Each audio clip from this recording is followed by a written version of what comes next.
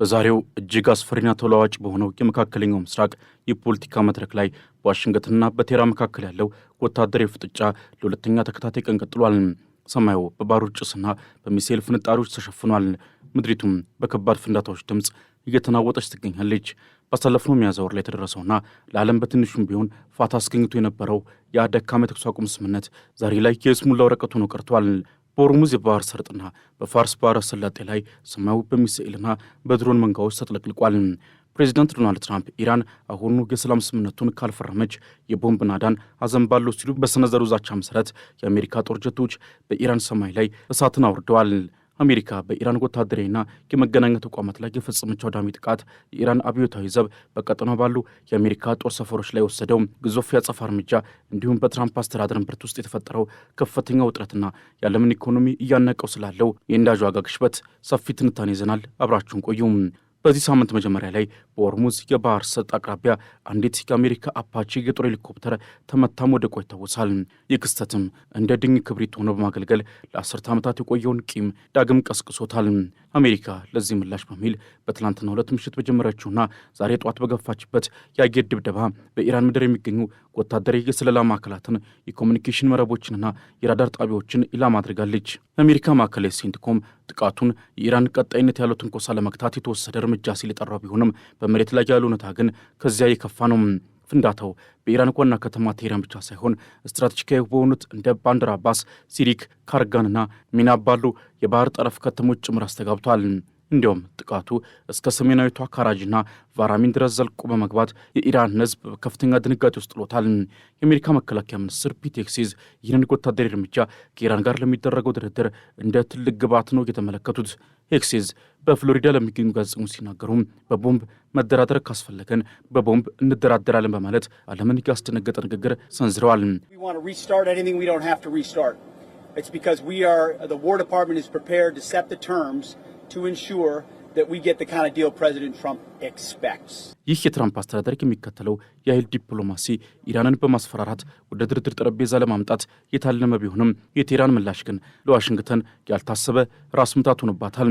የኢራን አብዮታዊ ዘብ IRGC ወዲያውኑ በወሰደው የአጸፋዊ እርምጃም በኩዌትና በባህሬን የሚገኙ 18 የአሜሪካ ወታደራዊ ኢላማዎችን በድሮንና በሚሳኤል ናዳ አጥለቅልቋል። በባህሬን የሚገኙ የአሜሪካ አምስተኛ የባህር ኃይል እዝ ዋና መስሪያ ቤትም የጥቃቱ ዋነኛ ሰለባ ሆኗል። የኢራን ቁጣ በዚህ ብቻ አላበቃም። ለሁለተኛ ተከታታይ ምሽት በጆርዳን የሚገኘውን የአል አዝራቅ የአሜሪካ አየር ኃይል ካምፕን 12 ባሊስቲክ ሚሳኤሎችን በመተኮስ አናውጠዋለች። የኩዌትና የባህሬን አየር መከላከያ ስርዓቶች ጠላት ያሏቸውን ድሮኖች ለመጥለፍ ሲጣጣሩ የቀጠናው ሰማይ ወደ እሳት ኳስነት ተቀይሮ ነበረ። የባህሬን ንጉሥ አማካሪና የኩዌት ጦር ባለሥልጣናት ድርጊቱን ወንጀል ያወረራ ሲሉ ቢኮንኑትም ቴህራን ግን አሜሪካ በአጥቢያው የመጠጥ ውሃ ማጠራቀሚያዎችን በመምታት 10 መንደሮችን ያለ ውሃ አስቀርታለች። ይህ ደግሞ ግልጽ የጦር ወንጀል ነው ስትል ዋሽንግተንን ከሳለች። የኢራኑ የውጭ ጉዳይ ሚኒስትር ቃል አቀባይ እስማኤል ባቃይ ይህ የአሜሪካ እርምጃ በሰማይ መብት ላይ የተቃጣ መጠነ ሰፊ ጥቃት ነው ማለት ዓለም አቀፉ ማህበረሰብ ድርጊቱ እንዲያወግዝ ጥሪ አቅርበዋል። በዚህ ሁሉ ወታደራዊ ትርምስ መሃል ግን የፕሬዚዳንት ዶናልድ ትራምፕ ግትርነትና የማድማን ቲዎሪ አጠቃቀም ጉዳዩን ይበልጥ አወሳስቦታል። ትራምፕ ለፎክስ ኒውስ ጋዜጠኛ ትሬይ ይንግስት እንደገለጹት ኢራን አሁኑ ስምምነት ላይ ካልደረሰች ከባድ የቦምብ ናዳ እንደሚያወርዱ ዝተዋል። ትራምፕ ኢራን እኛን እንደ ሞኝ እየቆጠረችን ነው፣ ድርድሩን እያጓተቱ ይገኛሉ በማለት ምሬታቸውን ገልጿል።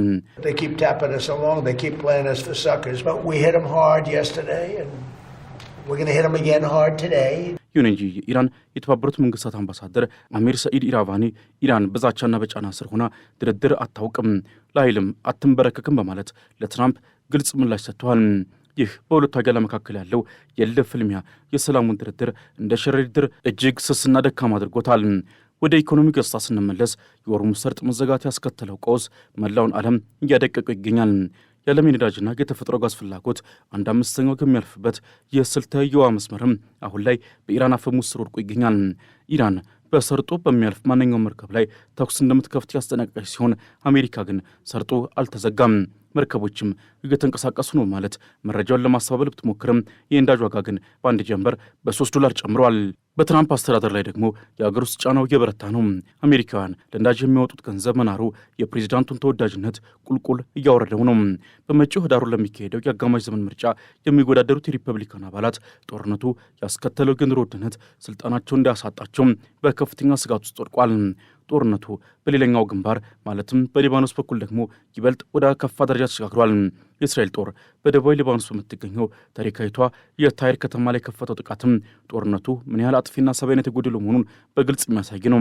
ቢያንስ 13 ሰዎች መገደላቸው የሚታወስ ሲሆን ሂዝቦላን በበኩሉ በእስራኤል ጦር ላይ አዳዲስ ጥቃቶችን እየሰነዘረ ይገኛል። የእስራኤል ጠቅላይ ሚኒስትር ቤንያሚን ኔታንያሁ የኢራን ስርዓት ለመጣልና ሂዝቦላ ለማጥፋት የያዙት ጽኑ አቋም በዋሽንግተንና በቴህራን መካከል የሚደረገውን ድርድር እጅግ አዳጋች አድርጎታል። ኢራን እስራኤል በሊባኖስ የምታደርገውን ጥቂት ካላቆመች ስምምነት የሚባል ነገር የለም በማለት የሰላሙን በር ተቆልፎ እንዲቆይ አድርጋለች። በዚህ ሁሉ ትርምስ መሃል ግን የትራምፕ አስተዳደር አዲስና እጅግ አደገኛ የሆነ የስልጣን ቁማር እየተጫወተ ይገኛል።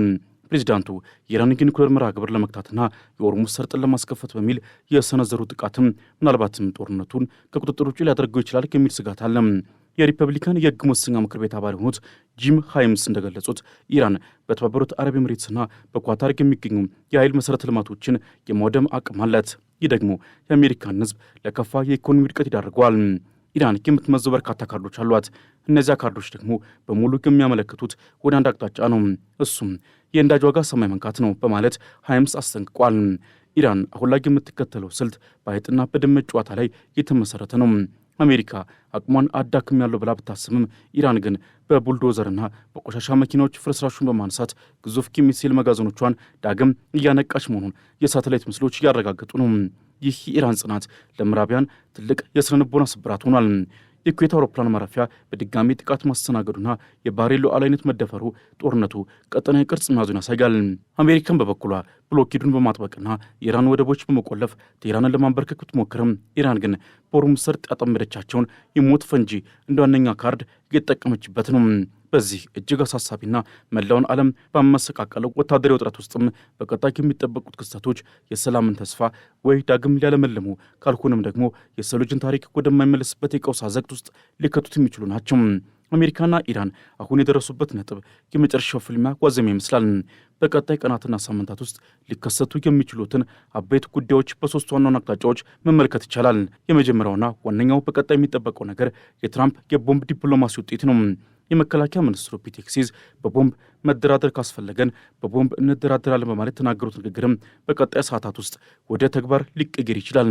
ትራምፕ ለኢራን መሪዎች የሰጡት አጭር ቀናት የጊዜ ገደብ ካለቀና ቴህራን ለዋሽንግተን ቅድመ ሁኔታዎች እጅ ካልሰጠች አሜሪካ ኦፕሬሽን ኤፒክ ፊውሪን ወደ ከፍተኛው ምዕራፍ ማሸጋገር በኢራን ዋና ዋና ከተሞችና የነዳጅ ማጣሪያዎች ላይ ታይቶ የማይታወቅ አውዳሚ ድብደባን ልትጀምር ትችላለች። ይህ ደግሞ ኢራንን ወደ ድርድር ጠረጴዛ ከማምጣት ይልቅ ለዛቻና ለጫና አንንበረከክም የሚለውን የቴህራንን አቋም ይበልጥ በማጠንከር ቀጠናውን ወደ ለየለትና ሰፊ የአጸፋ ጦርነት ሊመራው ይችላል። ሁለተኛው የሚጠበቀው ትልቅ ስጋት የዓለም የኤነርጂ ገበያ ወደ ቀይ ቀጠና መግባቱ ነው። ዓለም አቀፉ የኤነርጂ ኤጀንሲ እንዳስጠነቀቀው በሐምሌና በነሐሴ ወራት የነዳጅ ፍላጎት በከፍተኛ ሁኔታ በሚጨምርበት ወቅትም የሆርሙዝ ሰርጥ መዘጋት የዓለምን ኢኮኖሚ ሽባ ሊያደርገው ይችላል። የነዳጅ ዋጋ መናር በቀጥታ የምግብ የማዳበሪያና የሌሎች መሠረታዊ ሸቀጦች ዋጋ እንዲጨምር ማድረጉ አይቀሬ ነው። ይህ ደግሞ በአገር ውስጥ በትራምፕ አስተዳደር ላይ ያለውን ህዝባዊ ቁጣ ይበልጥ በማናር በመጪው የህዳር ወር የአጋማሽ ምርጫ የሪፐብሊካን ፓርቲን ዕጣ ፈንታ አደጋ ላይ ይጥሏል።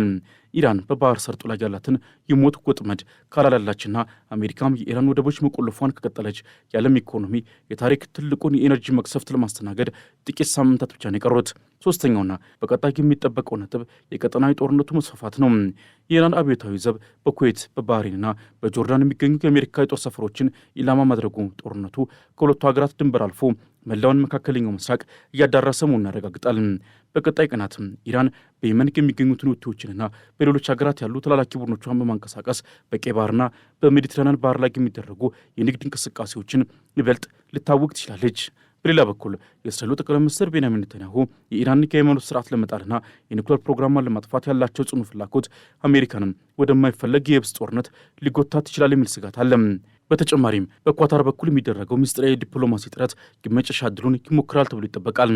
የኳታር ተደራዳሪዎች በዋሽንግተንና በቴህራን መካከል ያለውን ጥልቅ ልዩነት ለመሙላት አዲስ የመግባቢያ ሰነድ ይዘው ወደ ቴህራን ያቀኑ ሲሆን የኢራን የዩራኒየም ክምችትና የታገደው $1 ቢሊዮን ጉዳይ የድርድሩ ዋነኛ ነጥቦች ሆኗል። ኢራን የጦር ወንጀል ተፈጽሞብኛል በሚል የምታቀርበው ክስና አሜሪካ ራስን የመከላከል መብት አለኝ የሚለው አቋሟ የዲፕሎማሲው መንገድ እጅግ አጥብቦታል። በተጨማሪም በቀጣይ የሚጠበቀው ትልቁ ስጋት ይህ ወታደራዊ ፍጥጫ ወደ ሁለንተናዊ የህልውና ጦርነት የመቀየር አዝማሚያው ነው። የኢራን የውጭ ጉዳይ ሚኒስቴር አሜሪካን የጦር ወንጀለኛ ሲል መክሰሱና የ10 መንደሮች የመጠጥ ውሃ ማጠራቀሚያዎች መመታታቸው መጋለጡ ቴህራን በቀጣይ ለምትወስደው ማንኛውም አጸፋዊ እርምጃ ዓለም አቀፍ የሞራል ድጋፍ ለማግኘት የምታደርገው ጥረት እንደሆነ ይታመናል። ኢራን በቦምብ አልደራደርም በሚል አቋሟ ከጸናችና ትራምፕም የቦምብ ናዳውን ከቀጠሉ የኢራን አብዮታዊ ዘብ በቀጠናው ባሉ ከአሜሪካ አጋሮች ላይ የመጨረሻውን አጥፊ በትር ሊሰነዝር ይችላል። ይህም የውሃ ማጣሪያ ጣቢያዎችን፣ የኤሌክትሪክ ኃይል ማመንጫዎችንና የኮሚኒኬሽን ማዕከላትን በመውደም መላውን የባህረ ሰላጤ ሀገራት ወደ ጨለማና ወደ ረሃብ ቀውስ ሊከታቸው ይችላል።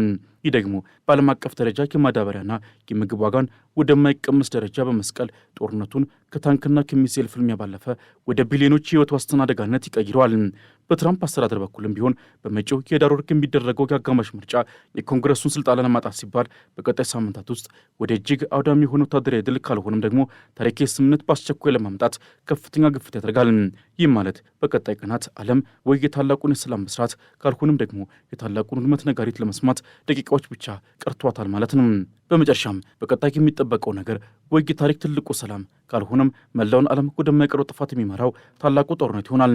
የኳታር ተደራዳሪዎች በዋሽንግተንና በቴህራን መካከል ያለው ልዩነት ለመሙላት ቢያለሙም የትራምፕ ትዕግስት ማጣት ግን ትልቅ ስጋት ሆኗል። ጦርነቱ አራተኛ ወሩን በያዘበት በዚህ ወቅትም የሟቾች ቁጥር በሺዎች የሚቆጠር ሲሆን በሚሊዮን የሚቆጠሩ ደግሞ ከቀያቸው ተፈናቅሏል። ትራምፕ በሁለት አሊያም በ3 ቀናት ውስጥ ስምምነት ይፈረማል ብለው ቃል ቢገቡም መሬት ላይ ያለው የባሩድ ጢስ ግን ሌላ ታሪክ ይናገራል። የሆርሙዝ ሰርጥ የሞት ቀጠና ሆኖ ይቀጥላል ወይስ የሰላሙ ብርሃን በመካከለኛው ምስራቅ ይፈነጥቃል? ውጤቱን በቀጣይ ጥቂት ቀናት ውስጥ የምናይ ይሆናል። የባሩድ ሽታው ወደ ሰላም ነፋስ እስኪቀይር ድረስም ዓለም በከፍተኛ ስጋትና በታፈነ እስትንፋስ ዋሽንግተንና ቴህራንን መመልከቷን ትቀጥላለች። የአንደኛው ክፍለ ዘመን ትልቁ የጂኦፖለቲካዊ ፍንዳታ አሁን በግለት ማማ ላይ ይገኛል። ግለት ማማ ላይ ይገኛል። ግለት ማማ ላይ ይገኛል። ግለት ማማ ላይ ይገኛል። ግለት ማማ ላይ ይገኛል። ግለት ማማ ላይ ይገኛል። ግለት ማማ ላይ ይገኛል። ግለት ማማ ላይ ይገኛል። ግለት ማማ ላይ ይገኛል። ግለት ማማ ላይ ይገኛል።